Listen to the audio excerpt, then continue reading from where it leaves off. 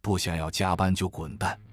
这句话可能让许多人感到熟悉，尤其是在压力巨大的现代职场里。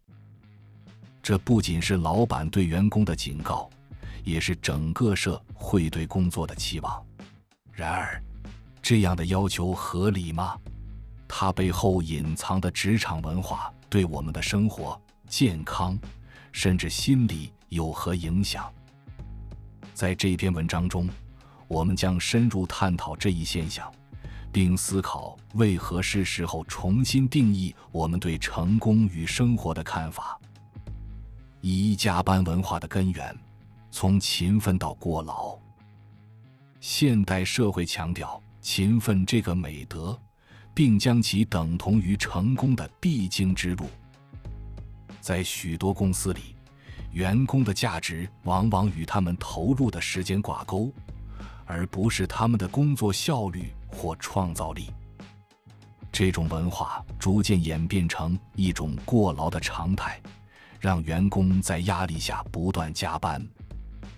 然而，这样的思维模式背后其实隐藏着许多问题。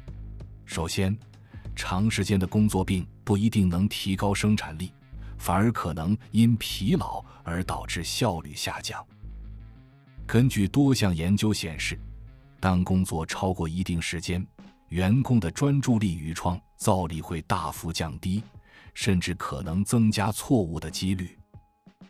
此外，过度加班也对健康造成长期的损害，包括压力过大、睡眠不足、心血管疾病等。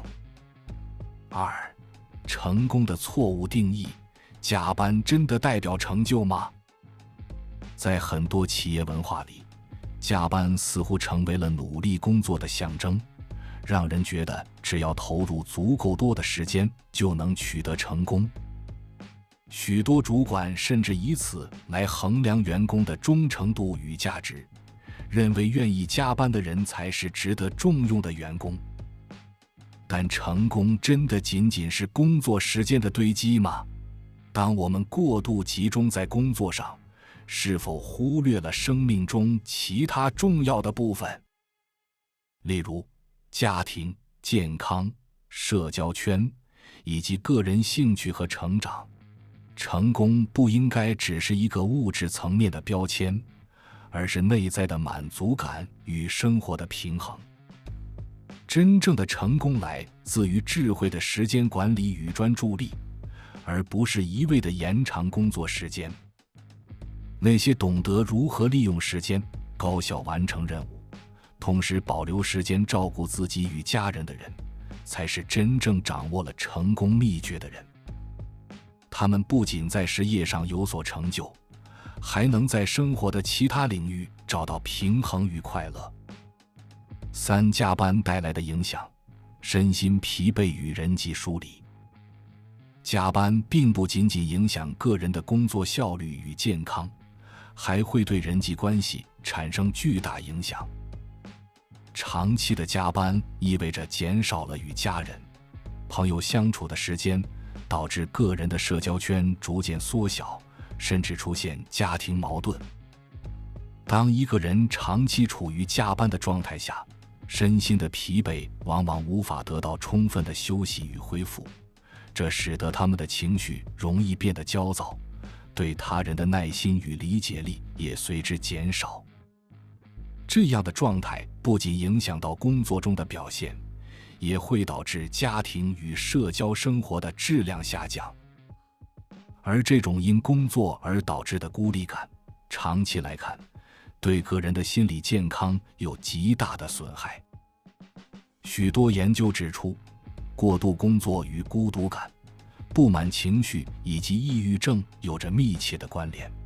当我们的生命中失去与他人真正的连结，仅剩下无尽的工作压力时，内心的空虚感与失落感将变得难以承受。四、勇于拒绝，设定界限的力量。